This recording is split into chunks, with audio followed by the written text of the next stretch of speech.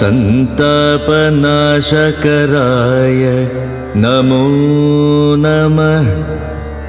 अंधकारांतकराय नमो नमः।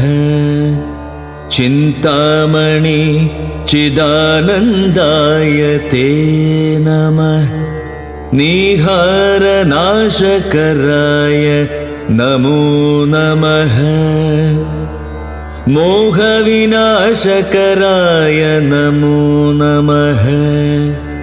शान्ताय रौद्राय सौम्याय घोराय कान्तिमतं कान्तिरूपाय ते नमः।